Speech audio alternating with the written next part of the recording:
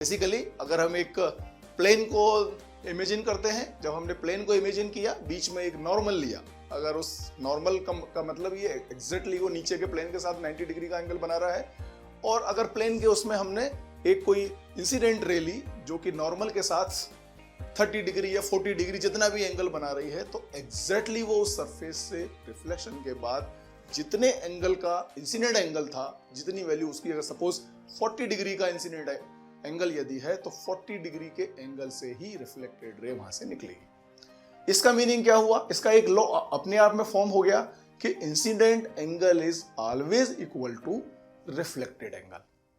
मतलब जिस एंगल से इंसिडेंट रे इंसिडेंट होगी किसी भी मिरर के ऊपर या किसी भी ऐसे सरफेस के ऊपर जहां से रिफ्लेक्शन प्रॉपर्टी पॉसिबल है, तो एग्जैक्टली वो उसी एंगल से रिफ्लेक्ट होके बाहर आएगी। अब कई लोगों को कंफ्यूजन है कि रफ सरफेस में क्या ये रूल लागू होता कि नहीं होता। कई जगह बुक्स में भी ये क्लियर नहीं है।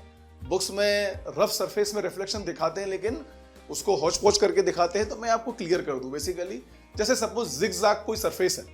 अब अगर कोई जिगजैग सरफेस है तो रूल्स तो एग्जैक्टली फॉलो होगा कि जो इंसिडेंट एंगल है, रिफ्लेक्टेड एंगल एग्जैक्टली उसके इक्वल ही होगा, लेकिन वो जो ऊपर जाके ओवरलैप हो रही है रिफ्लेक्टेड रे, उसका रीजन दूसरा है।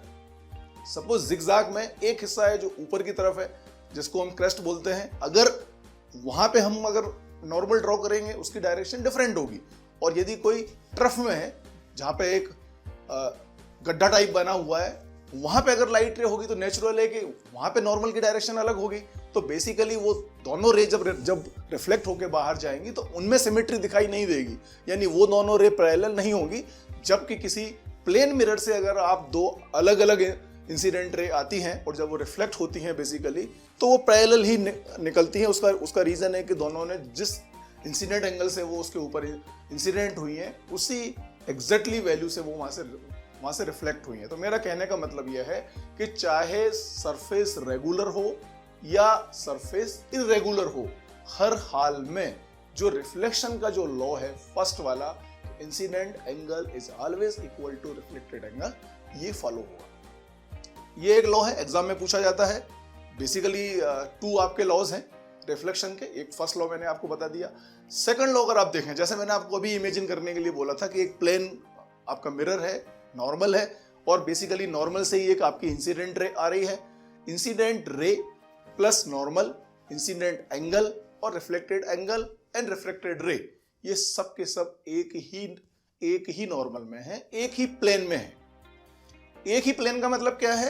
एक ही प्लेन का, सपोज ये मेरा हाथ है और अगर ये कोई आपकी मिरर सरफेस है नीचे, तो यहां से इंसिडेंट रे आई आपकी, बीच में ये नॉर्मल है।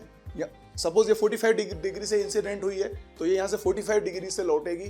तो बेसिकली ये जो इंसिडेंट रे है, ये और ये नॉर्मल और ये रिफ्लेक्टेड रे, ये सब के सब इसी प्लेन में है। इसी प्लेन का मतलब है कि ऐसे नहीं है, कोई एंगल नहीं बना रहे हैं वो सब के सब, ये जो मेरी पाम है, इसी के रेफरेंस में है, इसी के प्लेन में है।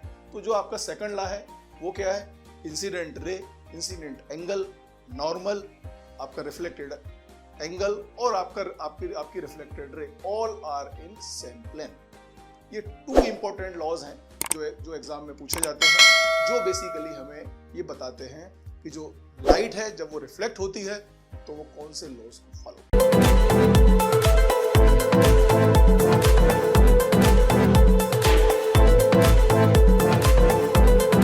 तो किस चीज का वेट कर रहे हैं आप?